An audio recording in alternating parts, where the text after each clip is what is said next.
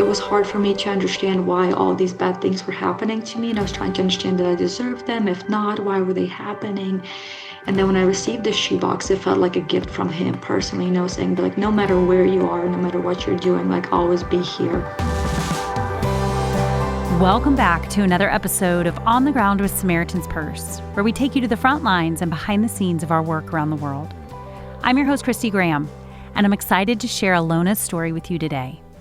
She received an Operation Christmas Child shoebox at 10 years old, and the Lord used it to reveal more of his character and more of his heart. Psalm 34:17-18 says, "The Lord is near to the brokenhearted and saves the crushed in spirit." After years of heartbreak, loss after loss, the Lord filled Alyona with hope. He truly can heal our broken hearts. He strengthens us, and his power is made perfect in weakness. I hope that listening to Alyona's story causes you to remember times in your life where God has showed up, times where he's healed your heart. I wanted to hear about Alyona's upbringing with her mother, her father, and her grandmother in a small village in Ukraine. We grew up very, very poor, did not have electricity, running water. It was a very small village. Like if we saw a car go through, once a month, it was like the biggest deal. So just very, very poor conditions. But I lived there with my family until I was 9. And at age 9, my dad ended up passing away.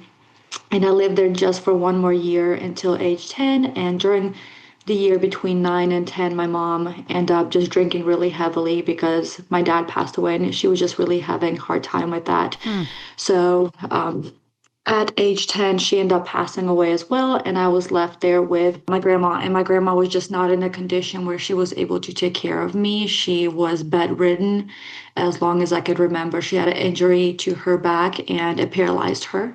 So she needed to get help to get around, to just do anything. And after my mom and dad passed away, I ended up moving to the city, Kiev, to live with my sister for a little bit. She already had a family of her own. She was married and had a daughter who was actually a few years older than me. And I lived there with her for just a few months. And during this time, she was actually really sick too. And as a child, I did not understand why or what was wrong with her. She, when I moved in there, I haven't seen her for a little bit. And then when I saw her, she was very skinny and she just did not look very well. So I knew something was wrong. I just did not know what. So I lived there for a few more months. And one morning, her husband came home after the night before she went to the hospital and came home and told us that she ended up passing away. And it was due to cancer. And then he was just not in a place, that he was able to take care of me and his own daughter. So there was just a lot going on, and that was the time that I ended up going to the ARC, the Christian orphanage. Oh, so just loss after loss. And again, I can't imagine, like, as a child, and this is why we want to share the gospel, because Absolutely. I don't know how people do this without the Lord, because all of your safety nets, as a child, parents, sister, everything was taken from you, and you just had so much loss. Again, I think you grew up way too fast, and I'm so sorry. And so you went to an orphanage. And I can't imagine how hard that was and overwhelming. You're meeting new kids. Maybe even tell me what that's like, because we actually adopted our youngest from China. Wow. And so but he grew up in an orphanage. He came as a baby. So what was that like to make an adjustment to an orphanage with a lot of children? I was going to a foreign place to meet who I did not know anybody. I did not have friends. I didn't have any family there. And for a 10-year-old, that was, obviously very scary. The place was actually a Christian orphanage ran by 2 American ladies who were missionaries who came from the United States and started this orphanage quite a few years before I got there. But when I got there, I spoke to one of the caregivers who later became one of my favorite people. Me and her really bonded together. But she sat with me on my new bed that night and just kind of got to know me, wanted to ask some questions, where I came from, my background, what I liked, what I didn't like. And she asked me during this time if I knew God, if I had a relationship with him. And that was the first time anybody has ever asked me that type of question. So I told her I did not know who God was. I explained to her that obviously me and my family went to church together on like Christmas and just holidays, because everybody did that and that was just a thing to do. But I did not have a relationship with God. Nobody really sat down with me and explained to me who God was. I've never seen a Bible before. And she, during this time, explained to me who God was, and she believes in God, and explained to me how you could speak with him. And that was the first time I'm learning all of this. This is very foreign to me. And during this time, I ended up sharing with her actually about a nightmare that I've had for many, many months after my mom and dad passed away and my sister.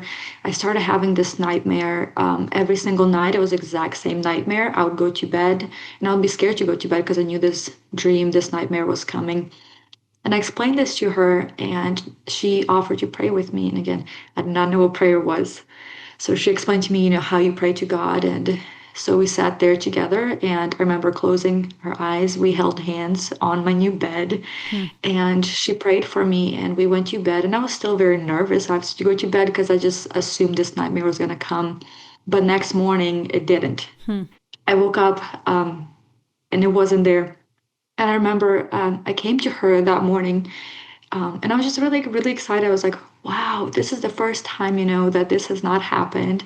And I wanted to talk to her about it and tell her this good news. And she was so happy and smiling. And I still remember her face to this day. And she said that, that's really great.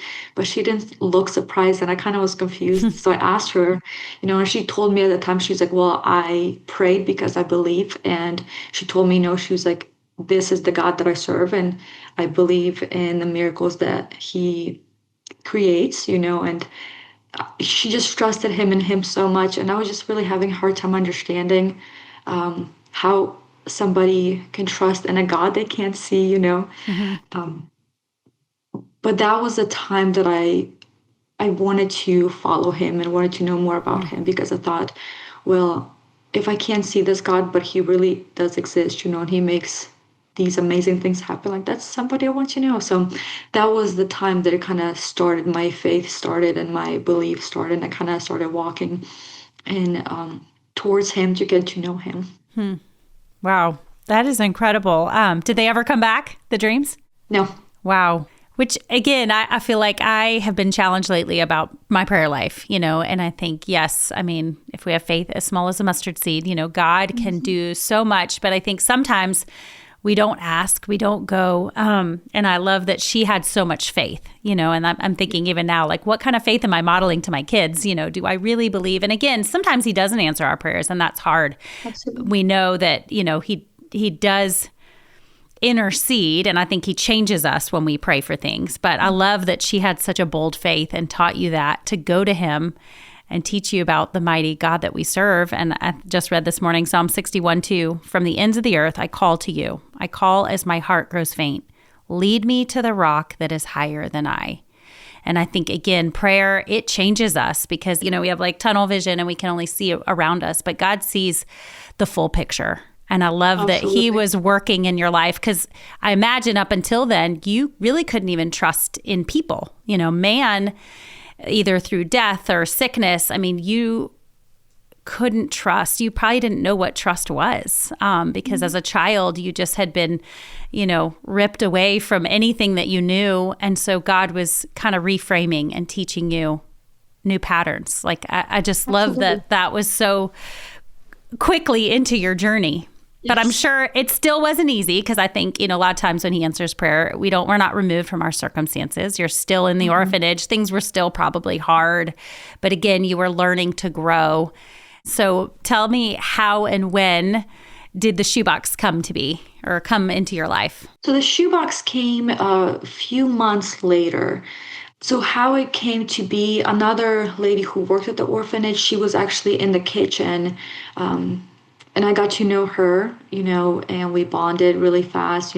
She was my person that I went to, another person that I trusted that I went to. But around that Christmas time, she came to me and asked me if I would like to go to her church with her. And to me, that was just enough, right? I absolutely wanted to go with her.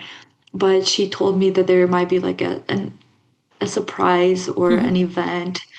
But when that Sunday came, we went to church and we kind of had just a normal Sunday service. The pastor was up there on a stage and spoke and preached for an hour. And then afterwards, he told all of the children who were in that room to line up in two lines, facing the closed doors. And then the doors end up opening. And it was just the whole wall was filled with these green and red shoe boxes and just so many other colorful shoe boxes that were wrapped in Mm-hmm. colorful papers. And whenever I got to the front of the line, I was handed a green and red shoe box. And when I received the shoebox, I was given an opportunity to open it right there or take it back and open it in private. And during that time, I chose to take the shoebox with me to my room and open it in Hmm. private and just have a special moment with it. They explained a little bit about, what the shoebox means and who it came from.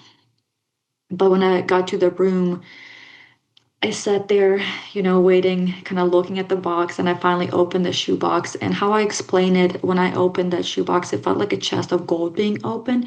A lot of the things in there were just very overwhelming in a very good Hmm. way. The orphanage that I was at, it was again a really great orphanage, and we were given stuff that we needed. We, were not mistreated, and food, clothing, everything we were given. But a lot of the items that was given to us, especially like toys and clothes and everything else, was hand-me-downs from other people. It was not ours to begin with. It was somebody else's, and then we were able to enjoy that. So when I opened that shoebox, it was just very overwhelming with those new smells.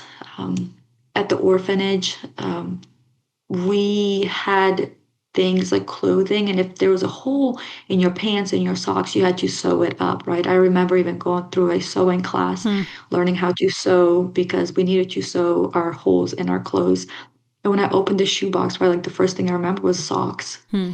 And it was just, explaining it now, it's so simple. Like a pair of socks, you can go to Walmart or Target or anywhere else and just buy a pair of new socks for just a few dollars. Well, we did not have that opportunity. So again, the smell of new socks was just like so Hmm. exciting to me. A lot of the stuff in there was just, bright colors were really amazing things for a child. But I had some coloring pencils in there and a coloring book. But my favorite item in there was a white stuffed little lamb.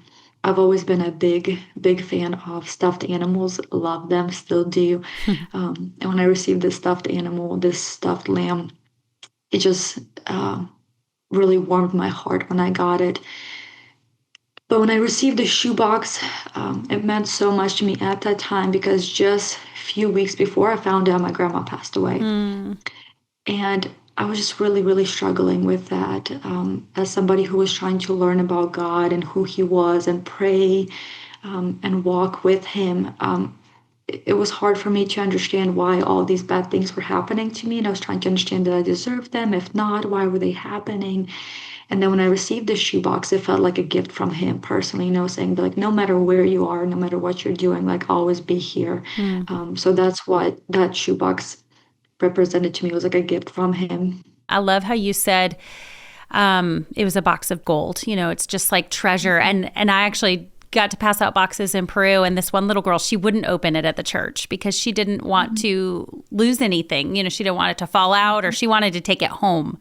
And I think same, she just held it like treasure. And so I'm just trying to convey to people, God, again, I love that we get to introduce them to the gospel and we get to give them the greatest gift. They get the material in their own language. And so we do share them. But I think these gifts kind of penetrate your broken hearts. You said you'd been facing heartache. So the Lord, again, in His timing, He was working on the soil of your heart. And that sadness of losing your grandma, not that you can ever replace that, but the timing seems like it was critical for when you got the box. Let's talk about what God did in your heart. How was your faith impacted? What did the next chapter look like for you? When I was really struggling, kind of doubting God and just being really angry and trying to understand why I was at the orphanage, and why were these things happening to me, and just being in that like headspace, that shoebox really helped me understand that, just because, you love God or something is happening to you, right? That's not a punishment to you that was brought, by God. He's not making these bad things happen, right? But he allows certain things happen for a reason for you to get to a certain point, right? It's just, I was really having a hard time understanding that. And Mm, as a young child and as a new believer, I did not, again, I was just learning to read the Bible, understand who he was, pray, and it was just like little by little, day by day, like new things were revealed to me, and I was learning more. I was speaking to a lot of not as much children, but a lot of the caregivers, hmm. they were all believers, and as we were having morning, night, every single day prayers and devotionals, I was just kind of learning, but the box kind of helped me to understand that, he is a loving God. He is a God who wants to see great things for you, and just because bad things were happening does not mean that it's from him or you deserve it. So Hmm. that box kind of helped me get over that hump kind of, Hmm. and to continue to learn about him and to kind of walk with him. Hmm. I know, it made me think of Psalm 23, the Lord is my shepherd, I shall not want. He leads me beside quiet waters. And, the part about, though I walk through the valley of the shadow of death, I will fear no evil. Your rod and your staff, they comfort me. And I think, like you said, it is hard. That is our human nature, is why is this happening? And I can't imagine, as a little kid, you're hearing the gospel, you're reading the Bible, and you're thinking, how can a loving God let me suffer and go through so much? But I love the way that you sought out the caretakers and you were asking them questions. So also you just saying that, that was actually my favorite chapter, my Hmm. favorite book that I ever started when I started learning Hmm. about God in Ukraine. That became my favorite passage. Hmm. And I think because, you know, receiving that shoebox and being through everything that I have been, it was kind of comforting to read that and know that He is there walking with you. When circumstances are so hard, his word is like a balm, a healing balm. And I think, again, it doesn't minimize our pain, but it, again, leads us to a rock. It takes our eyes off ourselves. I guess maybe even tell me about how and when did you get adopted, and what was that like, leaving and coming to America? What was that like? I was really in shock and most couldn't believe it, but was really excited. It was just like a lot of emotions going through me. I knew this person who wanted to adopt me. She's come the previous summer. So we've created quite a few memories before. And I really like this lady also, right?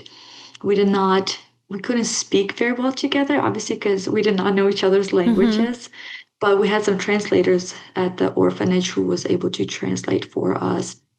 But a few months later, she actually ended up coming to the orphanage and started the adoption process. We ended up spending together the whole entire summer. And my mom at that time thought it was going to be just like a few weeks adoption process. But at the end of the summer, it went through, the papers were signed, I was adopted, and I went to America.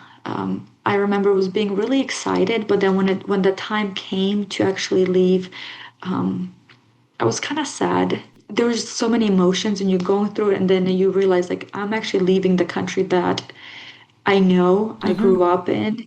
I'm going to a different country that I'm not gonna know anybody. It's gonna be very different culture, different people, different language. But we got through it. Me and my mom started going to her church at that time. And that first Christmas was whenever we saw the shoe boxes. And I told her, with like my broken English, like, what are you doing here, with these shoe boxes? So I explained to her that like I received one of these shoe boxes, and she explained to me like who packs them and why her church has these shoe boxes. And so we started packing the shoe boxes together. Since then, it's became like a tradition for Mm. us. Wow. Yeah, that probably was comforting. And I say all the time, that adoption is so beautiful, but like you said, it comes from loss. And I think this story is so tender to me because even our son, again, he was adopted at 4. So I just think, he will always long. He will always be a foreigner in this world. And again, he is adopted. He is a Graham. But I think that longing that we all have as humans. Joseph always longed for Israel, and he never got to go back. He stayed in Egypt his whole life and was always a foreigner. And again, he became fruitful, and God used him, and God restored. But there was still the fact that he named him that. It obviously wasn't out of bitterness or resentment. He didn't cling to it and let it become his identity. I think that is the key. We can either become hardened and bitter, or we can allow God to use it. How has God allowed you to be fruitful in affliction and use your story, for his glory? So I know a lot of people ask me that, and they always say, I'm so sorry for your loss. And it's like, well, I wish I didn't have to go through that, right? But I'm a very firm believer that God lets certain things happen for you to get to a certain place, right? If I did not have this loss, if I did not lose my mom, my dad, my sister, my grandma, I would not be in America. I would probably never would have heard about God in the way that I did at the orphanage. I would not have gotten a second opportunity at an amazing home. And just to be able to speak about God so freely, in Ukraine, there just not as many. I'm not saying like not as many believers, right? But I feel like there's so many more opportunities for me in America to, once I came over here, I feel like I've had so many more opportunities to go and share my testimony with people. And the reason I am able to speak about my past and my trials so many times, because people say, well, I bet you that brings memories back and reopens that wound. And it does in a way, but I'm happy to speak about it if that means somebody else can get help through that story and to turn to God, right? Because a lot of times we think we're in the struggle alone, or we're going through certain things and nobody understands us. And that's not the case, So I do it for the fact that I would like to, if my story helps somebody else to turn to God and, to pack these shoe boxes, because a lot of people look at it as just a shoebox filled with items in there for children. But again, it's a gospel opportunity for children to come to know Christ and to have a relationship with him. It makes me happy doing it because I know that even though you are going through struggle, children, adults who are going through struggle, right, that does not define them. That's not who they are. But you can still see Christ through the pain, through the struggle. So I do it because I want to let people know that, listen, because even I went through the struggle, I still love God and I thank him for it. And I am a firm believer that I had to go through it to get where I am. Only through Jesus can there be purpose in the pain, and like you said, like he can bring beauty out of ashes and he can restore. And I think all of us, we wouldn't want the cross to have happened, like we don't want pain, we don't want loss, we don't want suffering and struggle, but God did it because he knew that was the only way to atone for our sins. And he was willing to do the hardest thing, sacrificing his son. And I think, like you said, because of Jesus, there can be beauty in ashes and pain can be restored. So I'm so thankful that you do that and you are able to give people hope. And that is why we want to send so many shoeboxes. So maybe can you talk about how we can be praying or how you pray for the impact of these boxes, and maybe as people are packing and planning, and hopefully this encourages them to shop quality boxes, to share the gospel. The most important thing over the shoebox is like the prayer that you put in there. No matter what items go in there, right? Always pray. But also pray for not just the children who receive the shoeboxes, but for the packers, to pray over them, to make sure that they're packing the right stuff and they're praying over them, right? Because every shoebox that goes to whatever country and whatever child receives the shoebox, right? Like we have no idea where it's going. We don't know how it's going to impact a child or how many children and in what ways, but like God does, right? Pray over, the customs to make sure the shoeboxes are going through these customs with no issues, that every person that touches the shoebox is impacted by this shoebox, and just pray that the shoebox multiplies.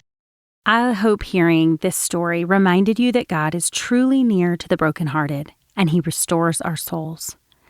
I got really tender talking to Alyona, And I think from now on, in fact, this week, as I've been packing and writing letters in our boxes, I'm thinking of kids like her who've experienced such loss, have been through such heartache, and witnessed things that they never should witness as a child. Many kids have to grow up too fast. And I love that Operation Christmas Child allows them to hear the love of Jesus, and they can feel loved and feel like a kid as they open their shoebox gift. I'm so thankful that we get to work with local churches that introduce kids to the gospel through these boxes. Pray that the Lord would soften the soil of the kids' hearts around the world as they hear the gospel. Pray that they would understand that God is near and He loves them. And remember, it's not too late to pack a shoebox gift online this season. You can start packing and picking out your items, building your box at SamaritansPurse.org/explore. Thank you so much for listening today. I hope you have a great week.